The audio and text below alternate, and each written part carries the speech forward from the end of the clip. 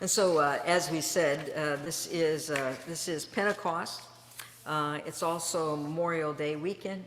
It's a time for us to remember all of those who really lost their lives bringing freedom for the sake of others.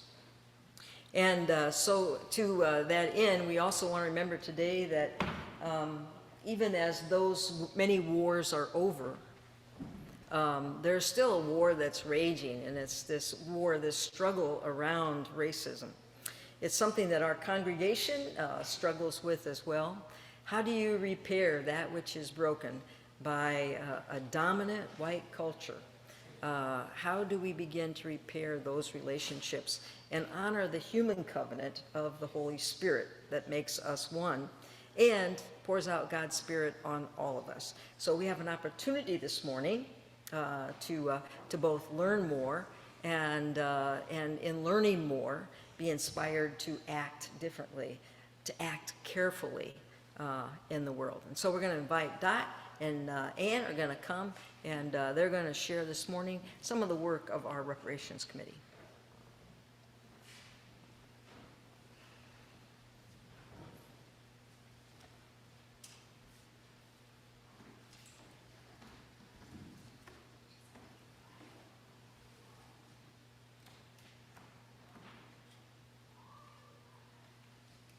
Good morning.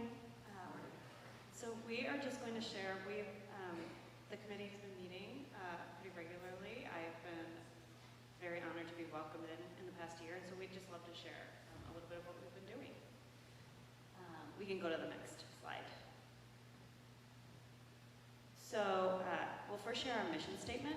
So as people of faith called to act justly and love mercy and to walk humbly with God, we believe that the call to reconciliation in response to the brokenness caused by the evils we have done and the evils we have done and the evils done on our behalf demand that we actively commit ourselves interpersonally and corporately to the work of confessing our complicity in the long history of racism against African Americans in the United States, and to the extent of our ability, make material, relational, and systemic reparations that will move us to live more fully into the beloved community that is the promise of the kingdom of God.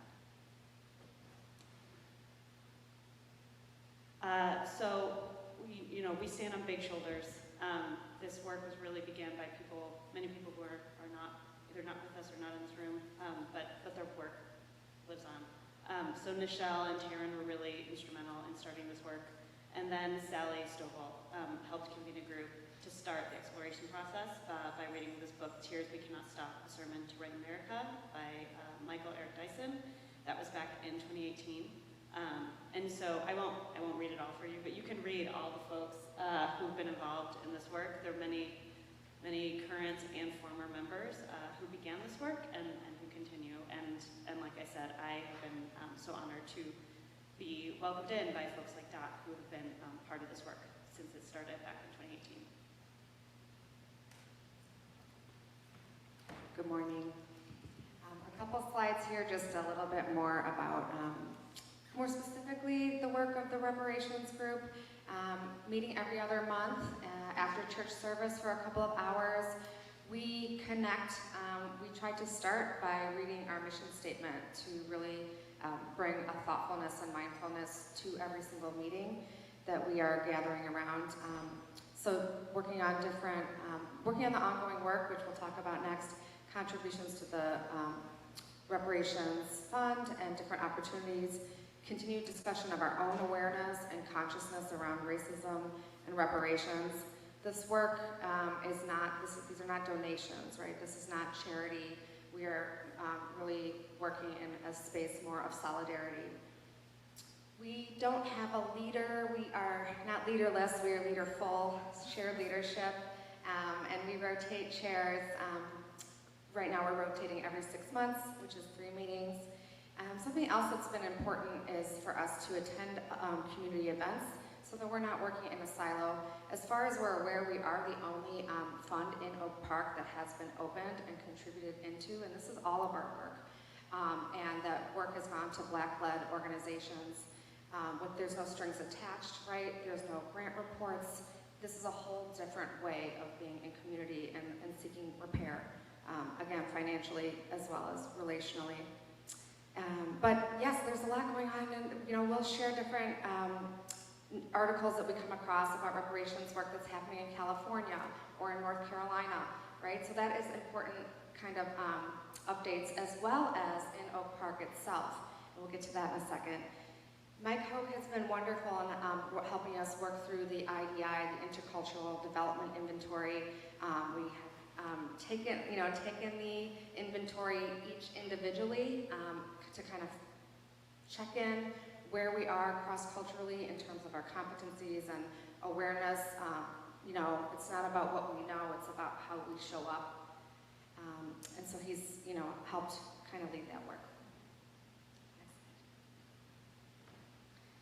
This might be hard to see, and it was hard to scrunch into one page. Just wanted to start off mostly with our growing connection around and with our togetherness with Olivet United Methodist Church, their weekly meetings that happen. And so there's the reparations working group as a whole, but a lot of folks within the reparations group are plugged into all of these different different avenues, different parts of the work. So Olivet, yes, the weekly meetings with the church, and we've worshiped together. We have had a potluck event, outreach projects, recently the funding of the furnace repair and more. What a joy it is to be in community with our friends at Olivet. Another thing that you might have noticed is upstairs of this very building, 405 South Euclid, is Kinfolk CoLab, which was founded on a large sum that was given from this reparations work that we are doing here at Euclid. Kinfolk is a 501c3 that rents space from the church, and Euclid continues to support this work very collaboratively. So, even though there are 5 rooms that are rented, Euclid will often open up larger spaces of the building. If there's a larger event that happens, has been very, just such a meaningful relationship. This year, Kinfolk did a month-long monthly rent campaign, and the Euclid Reparations Group, again, was one of the groups that took one of those months to continue to make that space possible for groups that are using the space. Oak Park Reparations Taskforce. This is comprised of Black residents of Oak Park who have been meeting over the last couple of years to figure out what would this look like. What would, we have, Evanston has engaged in reparations.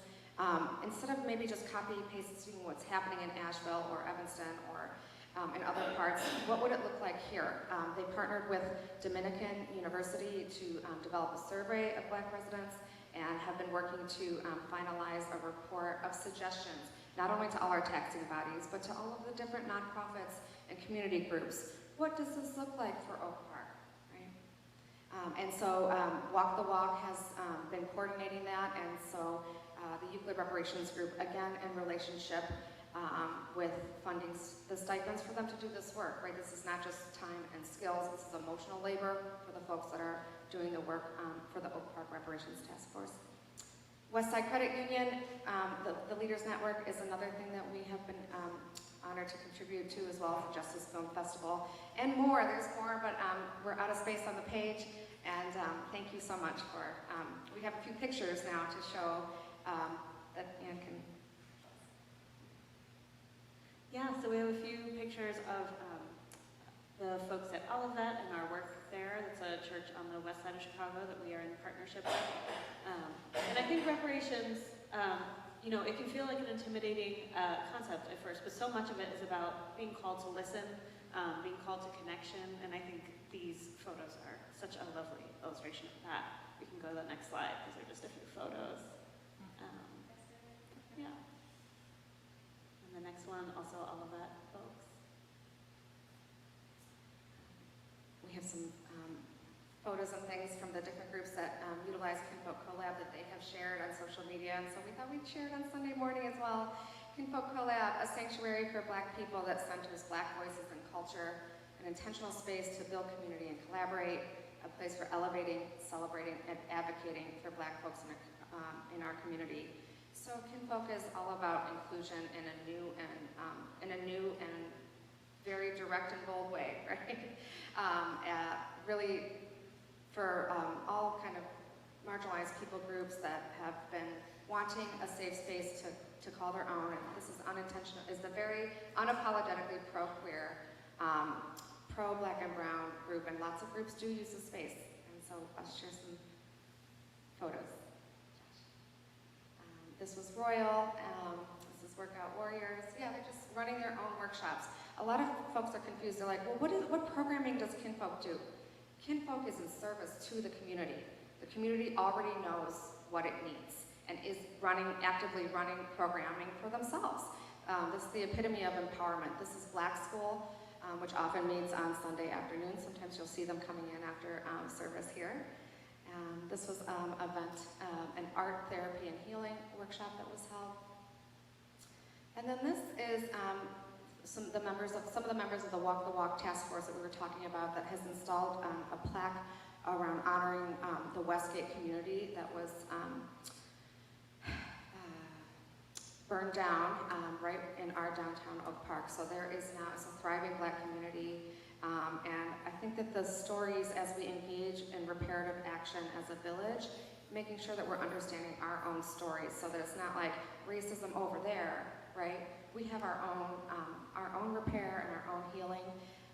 And so that plaque, if you haven't seen it, it's kind of over by the Target, behind that Target in the Westgate. It's a beautiful large plaque about as high as this microphone here. So how can we move forward together? So you have a diversity, justice, and peace pledge today, I think that you got with your bulletin.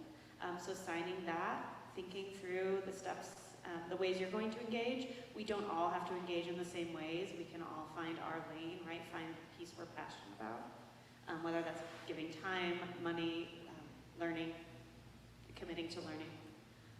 And learning about reparations, there we are. Attending library events, reading books and articles about reparations and what that means.